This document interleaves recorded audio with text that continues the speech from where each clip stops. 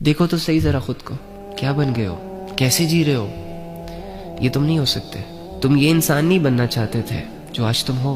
تم تو وہ انسان تھے جو اللہ کی نافرمانیوں سے کانپ اٹھتا تھا، جس کو اللہ سے گہری محبت تھی، جس کی یہ خواہش تھی کہ وہ بڑے ہو کر اپنے اللہ کے لیے جان دے گا، اپنے اللہ کو اپنا دوست بنائے گا. راہ چلتے کوئی ایسی چیز تمہیں نظر آتی جس سے لوگوں کو نقصان پہنچ سکتا تھا، کوئی کانٹا، کوئی نوکیلی چیز، تو تم اسے اپنے ہاتھوں سے ہٹا دیتے تاکہ کسی کو تکلیف نہ پہنچے، نقصان نہ پہنچے. تم تو وہ انسان ہو کہ جس پر جب کوئی ظلم ہوتا تھا تو آسمانوں کو دیکھتا تھا.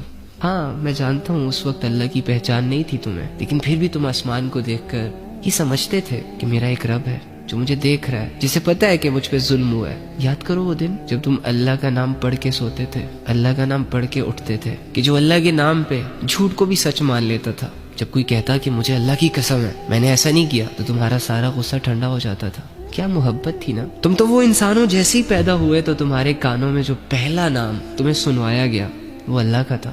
اللہ اکبر، اللہ اکبر. لیکن آج دیکھو اپنی حالت، غور کرو خود پہ، کیا بن چکے ہو، کیا ہو گیا تمہیں. کیا وہ اللہ صرف بچپن میں ہی تمہارا اللہ تھا؟ کیا آج اس اللہ کی ضرورت نہیں ہے تمہیں؟ رہ لو گے اس کے بغیر، جی لو گے اس کے بغیر؟ نہیں. جو آج تم ہو تم یہ نہیں ہو سکتے.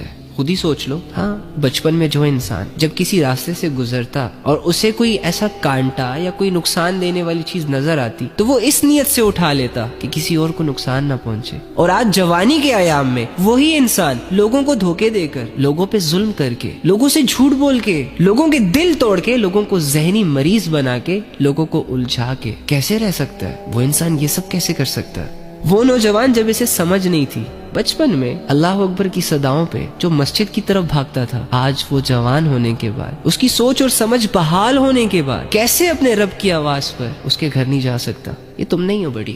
وہ انسان جو کبھی یہ سوچتا تھا کہ جھوٹ نہ بولو، گالی نہ دو، ماں باپ سے اونچی آواز میں بات نہ کرو، اللہ ناراض ہو جائے گا. اور آج وہی انسان 2 باتیں بولنے کے بعد تیسری بات میں گالی کا استعمال کر رہا ہے، جھوٹ سے اپنی دنیا بنا رہا ہے، بے حیائیوں کو کر رہا ہے، اگر کر نہیں رہا تو بے حیائیوں کو دیکھ رہا ہے. دنیا ایسے ہی کرتی ہے، تمہاری اصلیتوں کو غائب کرتی ہے، تمہیں خود سے جدا کرتی ہے، تمہیں تمہارے اصل روپ سے بیگانہ کرتی ہے.